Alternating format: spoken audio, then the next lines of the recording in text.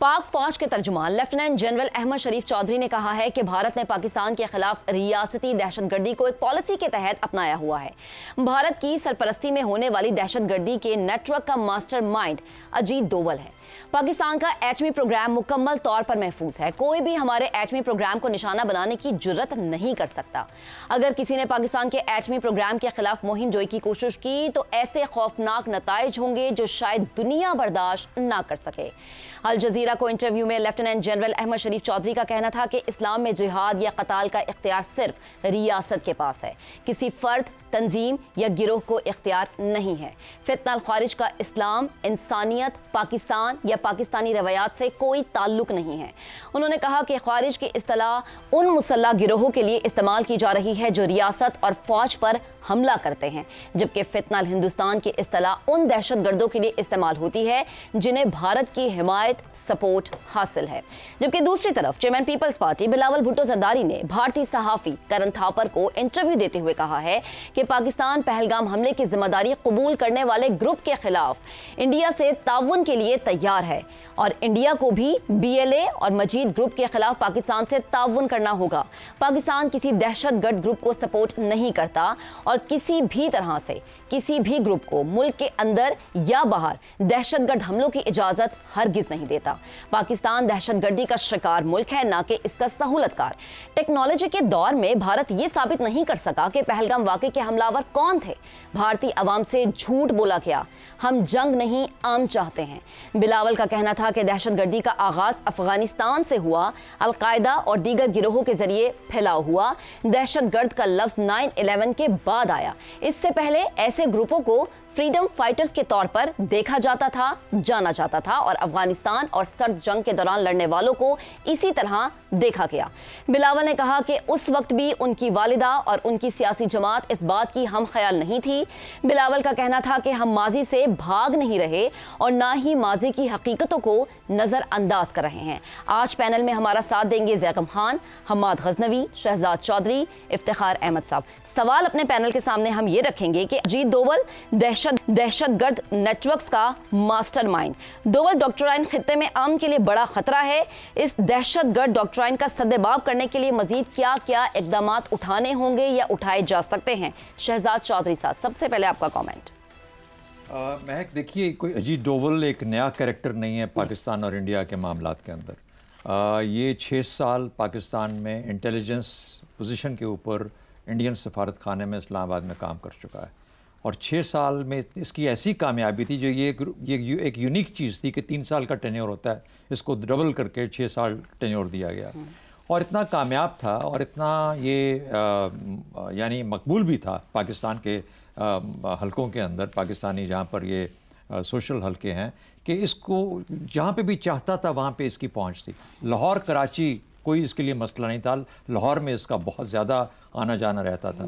दूसरी बात, ये नरेंद्र मोदी का साथी है।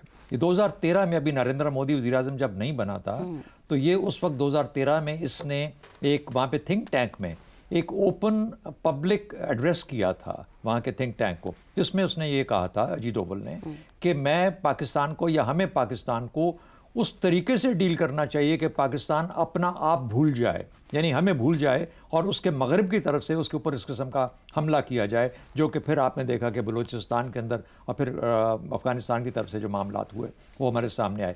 ये पिछले 13 साल की कहानी है, यानी 11 साल की कहानी है।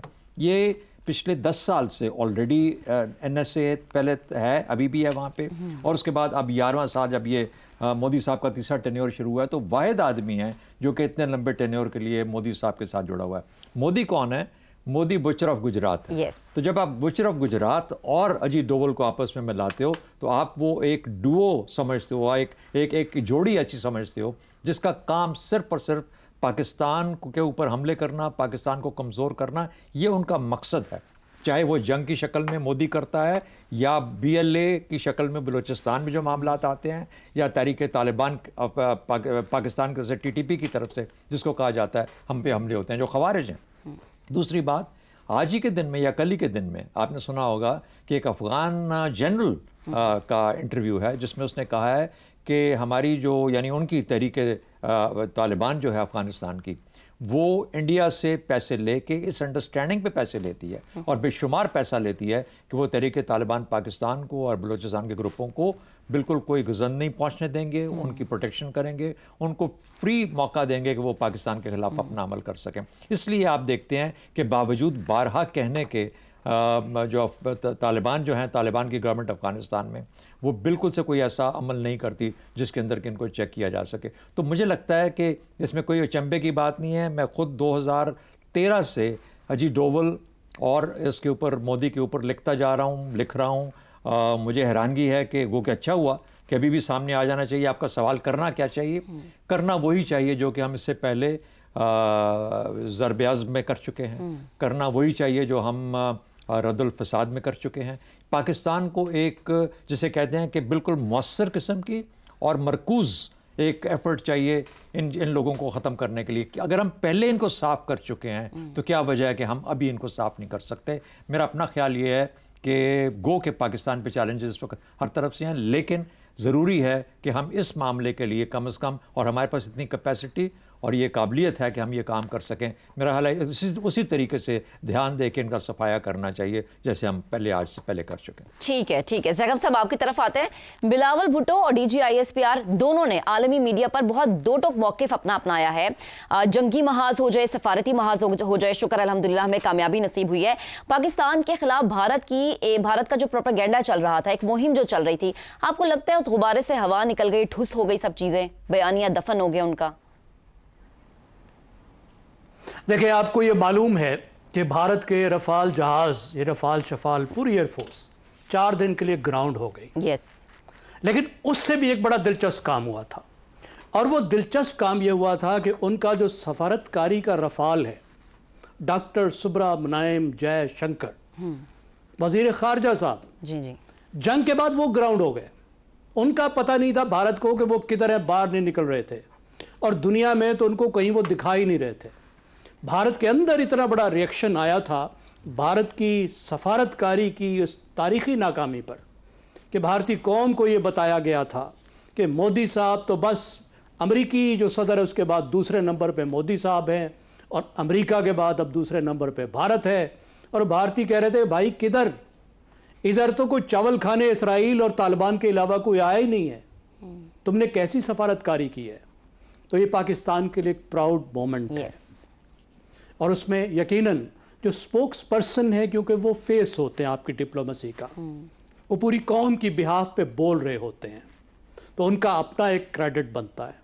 तो हमारी जो फौजी सफारतकारी थी, उन्होंने जिस तरह प्रेजेंट किया, एक तो मुस्तकिल स्पोक्स पर्सन है DGISPR, लेकिन वक्तन फवक्तन जो दूसरे लोग भी आए हैं, मसलन औरंगजेब साहब जो एयरफोर्स से आए थे, जी, उनकी सारी दुनिया बातें करती है कि किस तरीके से उन्होंने पाकिस्तान की कामयाबियों को इतनी बेहतरीन तरीके से हाईलाइट किया कि उसकी वजह से पूरा नैरेटिव ही उलट गया।